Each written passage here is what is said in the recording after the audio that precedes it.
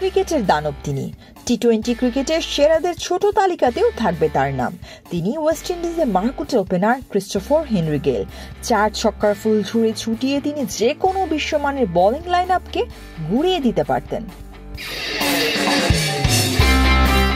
লম্বা সময়ের ক্যারিয়ারে অনেকবারই তিনি নানা রকম আলোচিত বিতর্কিত ঘটনার জন্ম দিয়েছেন, যা সংবাদ মাধ্যমে মুখরোচক সব শিরোনামের জন্ম দিয়েছে। এই যেমন হোটেল কক্ষে অজানা তরুণীর সন্ধান, মাঠের বাইরে পার্টিতে মত্ত থাকতে ভালোবাসেন তিনি। 2012 টি-20 বিশ্বকাপ জয় শ্রীলঙ্কায়। সেখানে হোটেল কক্ষে 3 ব্রিটিশ তরুণীর সঙ্গে আপত্তিকর অবস্থায় দেখা যায় তাকে।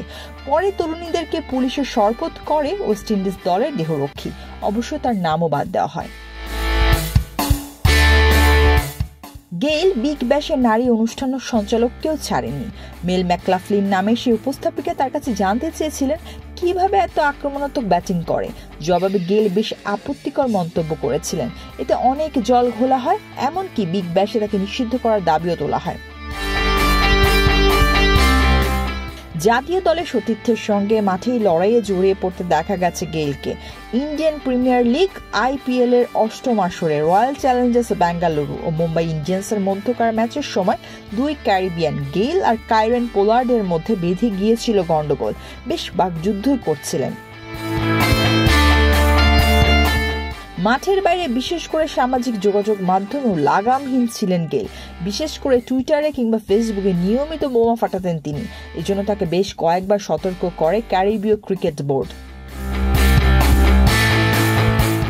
2020 সালে ক্যারিবিয়ান প্রিমিয়ার লিগ CPL এর দল জ্যামাইকা তালাওয়াস ছাড়ার কারণ হিসেবে জাতীয় দলের সাবেক সতীর্থ রাম নরেশ সারওয়ানকে দায়ী করেন গেইল।